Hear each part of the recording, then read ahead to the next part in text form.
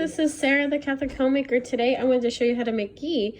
First of all, I would love it if you subscribe to my channel so that we can continue to grow this community. Also hit the thumbs up button if you like this video, and share and comment below if you've ever made ghee.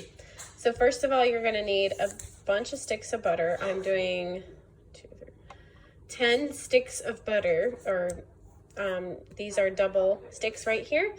And you're gonna have a pot ready, and we're just gonna melt it on low heat. Put it on a low heat, about 3 right there, and I put all the butter in here, and some of it has already started to melt, but when it all melts, you just want the milk solids to rise to the top, and that's when you're gonna skim it off.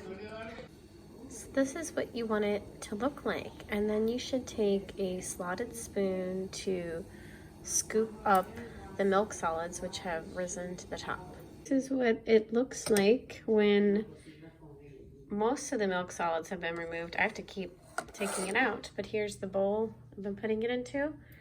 And ghee, most people in the world can tolerate eating it, even those with dairy problems. And so the reason I'm doing this is because ghee is kind of expensive, and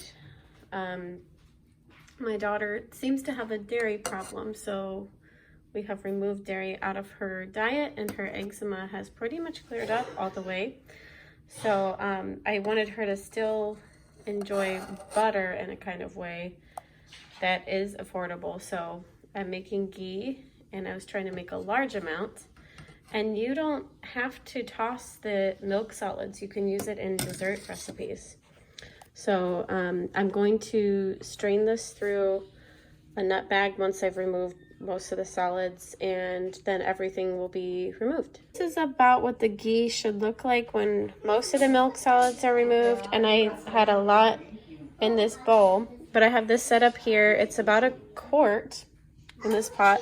So I have a quart jar ready with a funnel and a strainer underneath that, and then this is a nut bag.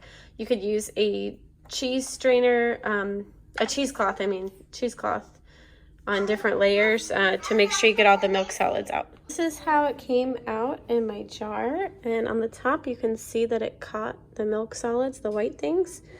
And since it's catching so much, it's actually straining a lot slower because I still have some left in here. But that is it, and I hope you found this video to be helpful. Let me know if you have any questions in the comments below, and I hope you have a wonderful week, and may God bless you and your family.